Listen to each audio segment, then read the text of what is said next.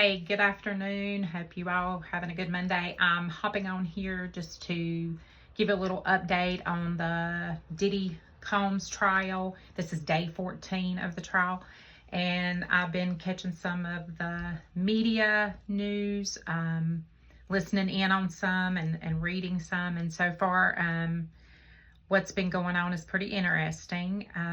Just remember, this is, again, I always have to say that this is just for entertainment purposes only. I'm not a professional, and if you guys really like my page, go to the YouTube and check me out and hit like and subscribe, please.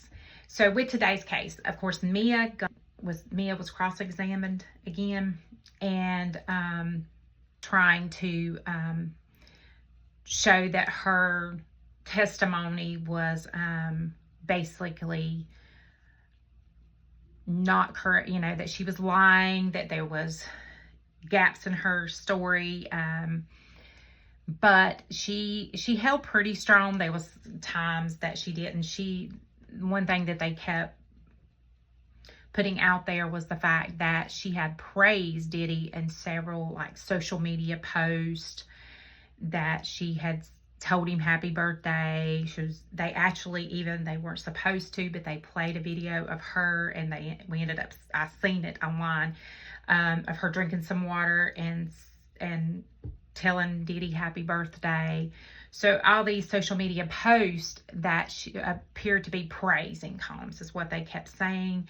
And she just basically said, I worked for Combs for 8 years, pretty much 24 hours a day, 7 days a week. I was nothing but in the Combs circle, and I would be embarrassed in front of people. I would be put down and fussed on, however you want to say that, if I did not do my job. And part of that job was social media at the time and praising everything about him. So I get that to a point, but they did try to definitely discredit her several times. The prosecutor, Maureen Comey, accused the defense of trying to humiliate Mia while they were cross-examining her, and the judge pretty much said, just watch the improper questioning tactics. He did not do any type of violations during that. And the cross-examination definitely was trying to say, you were telling me that in all the times that you were around people, you were around family, you were even around Cassie, that you never were able to tell anybody what had happened to you, what Combs had done to you. And she said, no. I think she basically was afraid to do that. That's the way she put it out, that she was in his circle for 8 years, 24 hours a day. So they finally let her off the stand, bless her heart. And then came the hotels and a hotel employee. And the hotel employee testified that there was a $500 charge for oil damage that was done at the hotel when Diddy was there. Sure, one of his freak offs. And candles were also ordered at the hotel as well. She testified regarding that too. So one thing I wanted to mention is, didn't know Diddy would use an alias when he checked into the hotels. It was Frank Black. So the computers that were confiscated when the feds went in and confiscated all his stuff at his homes, they found several instances of going back to that did prove that he uses that to check into the hotels, the name Frank Black. Yeah. Also had talked about how, proven how controlling Diddy was over Cassie.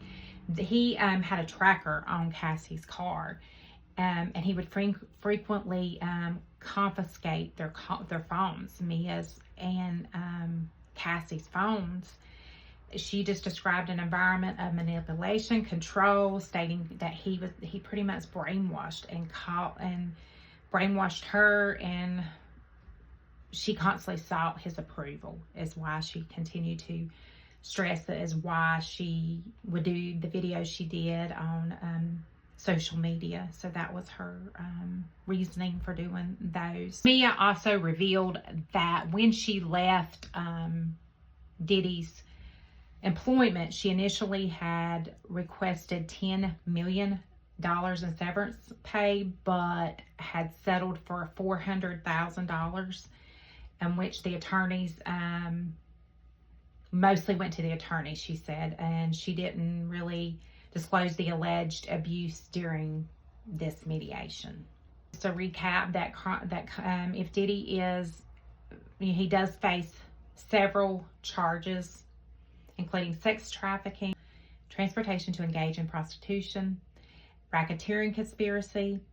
He has pleaded not guilty to all the charges. The prosecution alleges that Combs led an enterprise that coerced women into non-consensual sexual activities and used threats to silence them. Combs still maintains his relationship were consensual and denies any involvement in trafficking. The trial has some political overtones.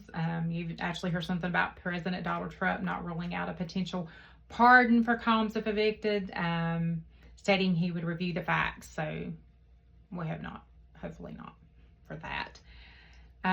So we'll continue to watch this trial, and I'll try to get back on and let you know how that's going in case you're not following it in other media. I hope you have a good afternoon and stay safe. And again, if you would, go onto my YouTube page and hit like and subscribe, and have a good afternoon. Thanks.